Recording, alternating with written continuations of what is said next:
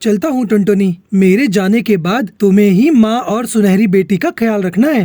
ये सुनकर टुनटुनी का मन भर आता है। तभी उसकी बेटी सुनहरी अपने पिता से बोलती है, बाबा, आप हमें छोड़कर कहाँ जा रही हो? तेरे पापा दूसरे जंगल जा रहे हैं और ढेर सारे पैसे कमा कर लौटेंगे और जल्दी से सबका कर्ज चुका देंगे बेटा। अच्छा, अब मैं चलता हूँ। ये कहानी रामपुर जंगल की है, जहाँ कालू अपनी माँ, पत्नी और एक बेटी के साथ एक छोटे से पुराने टूटे फूटे मिट्टी के घर में अपने दिन काट रहे थे। जंगल में रहकर उसे दिन भर मेहनत करके भी रोज के 50 रुपए ही मिल पाते थे, जिससे वो अपने परिवार का पेट नहीं भर पा रहा था। इसलिए हर गरीब की तरह कमाने के लिए वो अपना घर छोड़कर चला गया। वहीं बच गई तो टुनटुनी, उसकी सास और छोटी सी बेटी। जैसे तैसे कुछ महीने बीत गए, पर कालू की कोई खबर नहीं आई। अब बारिश का मौसम भी शुरू हो गया। उस बारिश की वजह से घर में कोहराम मच गया। हे ऊपर वाली, आज तो कितनी ठंड है। ऊपर से ठंडी ठंडी हवा और बारिश के मौसम में ये बारिश तो कोहराम मचा रही है। उन दिनों टुनटुनी चिड़िया गर्भवती थी। वो भी खड़े खड़े कपकपा रही थी, मगर कंबल की हालत ऐसे थे कि उसमें ज्यादा लोगों के लिए जगह भी नहीं थी। माँ जी, बहुत ठंड लग रही है। अरे बहू, तू भी कंबल में आ जा। तुझे ठंड लग रही है तो तेरी होने वाली बच्ची को भी ठंड लग सकती है। ऐसे में संभल कर रहना पड़ता है। कुछ समय बाद, माँ जी, अंधेरा होने को आया है, बारिश थम गई है। मैं लकड़ियाँ बीन कर लाती हूँ, खाना भी तो बनाना है। फिर टुनटुनी चिड़िया लकड़ियाँ लेने चली जाती है। तभी सर पर लकड़ी का बोझा लेकर लौटते समय टुनटुनी ने पड़ोस में आलीशान घर बनते देखा। हाँ देखो, ऊपर के घर पर डिजाइन बिल्कुल अलग होना चाहिए और बालकनी में अच्छे से लाइट भी, अच्छे अच्छे कूलर भी होने चाहिए। बंटी कबूतर का घर बनते देखकर टुनटुनी चिड़िया अपने टूटे फूटे घोंसले को देखते हुए दुखी मन से कहती है, इन अमीरों के पास भगवान ने इतना पैसा दिया है कि जो हर साल घर को तुड़वाकर बनाते हैं, और हम गरीब पक्षी जिनके पास टूटे फूटे घोंसले की छत बनवाने के लिए पैसे तो दूर, 2 समय का खाने के लिए दाने भी नहीं है। ये कहकर टुनटुनी चिड़िया वहाँ से अपने घर चली जाती है। फिर रात हो जाती है। वो सब सो जाते हैं। तेज बारिश होने लगती है। टुनटुनी और सुंदरी को कहाँ पता था कि बारिश की रात उन पर आफत ढाने वाली थी। आधी रात में तेज हवाओं के साथ जोरदार तूफान उठा और रात भर बारिश होने लगी, जिससे उनका मिट्टी का घर गलकर बहने लगा। हे भगवान, क्या हो गया ये सब? इस बारिश के कहर में हमारे पास एक ही आसरा था, वो भी तूने छीन लिया। तो अब हम लोग कहाँ जाएंगे? आखिरकार हमारा मिट्टी का सालों पुराना घर आज बारिश में बह गया। उसकी बेटी और सास बारिश में भीग रहे थे। अरे बहू, हम बेघर हो गए। अब हम कहाँ जाएंगे? कोई रिश्तेदार भी नहीं है हमारा जिससे हम मदद मांग सके। हवा से उड़ता एक बड़ा सा केले का पत्ता उड़कर उनके पास आता है। तभी टुनटुनी की नजर उसके घर के पास लगे केले के पेड़ पर गई। माँ जी, हम इस केले के पत्तों से अपना घर बनाएंगे। वो घर हमें बारिश से भी बचाएगा और धूप से भी। केलों के पत्तों से घर बनाने का सुझाव सुंदरी को पसंद आता है। इसके बाद केले के बड़े बड़े पत्तों को काटकर वो जमा करती है और उससे अपना मजबूत केले का घर बनाती है। तभी कमजोरी की वजह से टुनटुनी बेहोश हो जाती है। उसे देखकर सुनहरी दौड़कर आती है। माँ, तुम्हें क्या हो गया? माँ, आंखें खोलो। दादी, दादी जल्दी आओ, देखो माँ को कुछ हो गया है। अरे बहू, आंखें खोल, क्या हो गया तुझे? मैं ठीक हूँ माँ जी। हमें जल्दी से जल्दी अपने घर को बनाना होगा। आसमान का रंग बता रहा है आज फिर से बारिश होने वाली है, इसलिए जल्दी हमें अपना घर तैयार करना होगा। फिर दोनों सास बहू मेहनत करती है और कुछ समय बाद उनका केले के पत्तों का घर बनकर तैयार हो जाता है। देखिए माँ जी, बन गया हमारा केले का मजबूत घर। चलिए घर के अंदर चलते हैं। उस केले के घर को देखकर सुनहरी चिड़िया अपनी माँ टुनटुनी से कहती है, माँ, ये केले के पत्तों का घर हमारे पहले जैसे मिट्टी के घर की तरह बारिश में टूट तो नहीं जाएगा ना? हम फिर से बेघर तो नहीं हो जाएंगे? बताओ ना माँ। उसकी ये सब बातें सुनकर दोनों सास बहू की आंखें नम हो गई। नहीं बेटा, ये घर पहले वाले घर से बहुत मजबूत है, तो फिक्र मत कर, ये घर नहीं टूटेगा। ये घर हमें बारिश, तूफान और हर चीज से बचाएगा। तू बेफिक्र होकर इस घर में अपनी जिंदगी बिता। तभी टुनटुनी की सास सुंदरी कौवी अपनी बहू टुनटुनी चिड़िया से कहती है, अरे बहू, ये घर किसी अमीर पक्षियों के घर से कम नहीं लग रहा है। ये तो बहुत ही आलीशान घर लग रहा है। मजा आ गया बहू तेरी समझदारी देखकर। दोनों सास बहू सुनहरी केले के पत्तों के घर में ठंड में बिना ठिठुरते हुए खुशी खुशी सोते हैं। वहीं दोनों सास बहू जैसे तैसे काम ढूंढकर अपने घर का खर्चा चलाती। तभी एक दिन कालू कौवा घर लौट आता है। उसे देखकर दोनों सास बहू की आंखें भर आती हैं। आ गई जी, आप कहाँ थे इतने महीनों से? आप जानते भी हैं, आपके जाने के बाद हमने कितना कुछ सहा है। इस बारिश में हमारा घर टूट गया था, फिर हमने बड़ी मुश्किलों से केले के पत्तों का घर बनाया।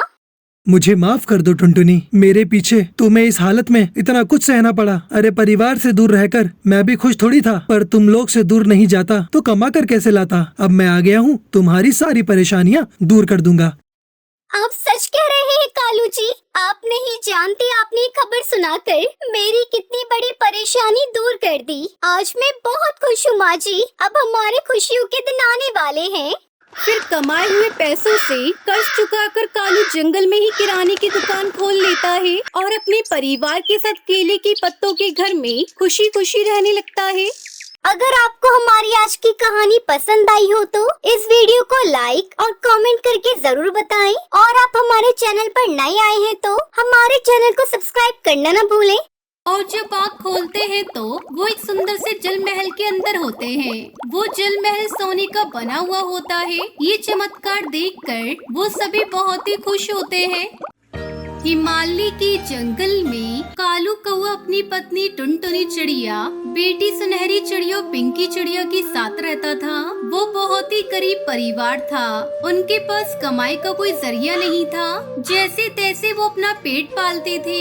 एक दिन वो सभी खाना खाने बैठते हैं तो टुनटुनी चिड़िया सबको खाने में दाल की खिचड़ी देती है। ये देखकर उसका पति कालू उससे कहता है, अरे टुनटुनी, ये क्या दाल खिचड़ी क्यों परोसी है? कोई सब्जी या रोटी क्यों नहीं बनाई? जी घर में ना तो कोई सब्जी बची है और तो और आटा भी थोड़ा ही था, इसलिए सबके लिए दाल खिचड़ी ही बना पाई। तब तक आप लोग हमारे इस वीडियो को लाइक और अगर आपने हमारे चैनल को सब्सक्राइब नहीं किया है तो जल्दी से सब्सक्राइब कर लें और कमेंट सेक्शन में जरूर बताएं कि आपको हमारी ये कहानी कैसी लगी। लेकिन माँ, मुझे तो और खिचड़ी खानी है, मुझे आज बहुत भूख लगी है। ये ले मेरी बच्ची, तू मेरी खिचड़ी खा ले। ये क्या टुनटुनी, फिर तुम क्या खाओगी? एक काम करो, ये लो, मेरी खिचड़ी में से आधी तुम खा लो। वैसे भी आज मेरा पेट भरा भरा सा लग रहा है। मुझे ज्यादा भूख नहीं है। मैं जानती हूँ जी, आपको धोखा रहकर मेरा पेट भरना चाहते हैं। हाय रे हमारी ये गरीबी, जाने कब दूर होगी। आज बाहर मौसम बहुत खराब है, लगता है तेज बारिश आने वाली है। हर साल हमारा मिट्टी का बना कच्चा घोंसला ढह जाता है, न जाने इस बार क्या होगा। आप चिंता मत करिए, आज ही मैंने घोंसले की छत पर मिट्टी डाल दी है। टुनटुनी चिड़िया कह ही रही होती है कि तभी उनकी पड़ोसन हरी तोती वहाँ भागती हुई आती है और कहती है, टुनटुनी और कालू भाई, जल्दी करिए, अपना सामान बांध लीजिए, फिर से बाढ़ आने वाली है। बाहर मौसम बहुत ही खराब है और नदी का बहाव बहुत तेज है, कभी भी बाढ़ आ सकती है। जल्दी जल्दी यहाँ से निकलिए। ये सुनकर वो सभी हड़बड़ी से सामान बांधते हैं और वहाँ से निकल जाते हैं। और कुछ ही देर में उनका मिट्टी का बना घोंसला बाढ़ में बह जाता है। कालू कौवा अपने पूरे परिवार के साथ एक पेड़ के नीचे बैठ जाता है। हे भगवान, ये तू हमें कैसी सजा दे रहा है, जो हर साल आप हमारे बनाए हुए घोंसले को बाढ़ में बहा देते हो। कई दिनों की मेहनत से तैयार किए गए मिट्टी के घोंसले को आपने पल भर में ही गायब कर दिया। पता नहीं हम गरीबों की किस्मत में इस ऊपर वाले ने क्या लिखा है। मेरे बच्चों दुखी मत हो, ऊपर वाले के घर में देर है अंधेर नहीं, तुम सब हौसला रखो। लेकिन माँ, अब हम कहाँ रहेंगे? फिर से हमें नया घोंसला बनाना होगा। टुनटुनी चिड़िया रो रही होती है कि तभी सुनहरी को प्यास लगती है और वो अपनी माँ से कहती है, माँ, मुझे बहुत तेज प्यास लगी है। टुनटुनी चिड़िया नदी से एक पत्ते में पानी भरकर उसे पानी पिलाने लगती है। तभी उसकी आंखों से बहते हुए आंसू नदी में गिर जाते हैं और वहाँ जल परी प्रकट होती है। नन्ही चिड़िया बस कर, अब और मत रो। मेरे कारण बार बार बाढ़ आकर तुम्हारा बनाया हुआ घोंसला तोड़ देती है, इसलिए अब मैं तुम सबको ऐसा वरदान दूंगी कि अब कोई बाढ़ या तूफान तुम लोगों को परेशान नहीं कर पाएगा। मैं तुम लोगों को ऐसी धन दौलत दूंगी कि जिंदगी भर तुम लोगों को किसी चीज की कमी नहीं हो पाएगी। अब से तुम सब इस नदी में बने सुंदर जल महल में ही रहोगे। वहाँ तुम्हें ऐशो आराम की हर जरूरत मिलेगी। तुम सबको जब भी इस नदी के अंदर आना हो तो अपने सिर को इस नदी में डुबा देना। तुम सब उसी पल जल महल के अंदर पहुंच जाओगे। लेकिन हाँ, तुम्हें खाने पीने की वस्तुओं को लेने बाहर आना होगा। ये कहकर लाल परी गायब हो जाती है। लाल परी की जय, लाल परी की जय। लगता है अब हमारी सभी समस्याएं दूर हो जाएंगी। चलो ना माँ, मुझे वो जल महल देखना है। ठीक है चलो।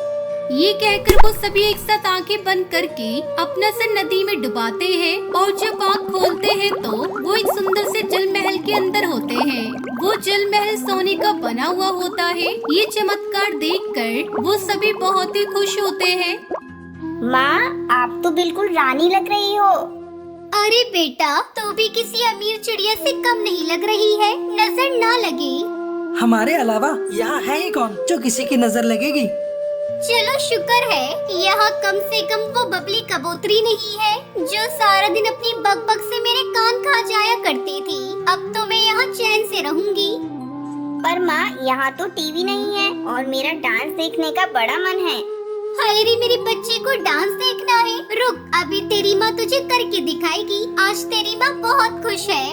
अरे भाई, तुम सभी का नाच गाना हो गया हो तो अब जरा पूरे महल को देख लें। और इस तरह टुनटुनी का परिवार अपने सारे दुख भूल चुका था और खुशी खुशी उस महल में रहने लगते हैं।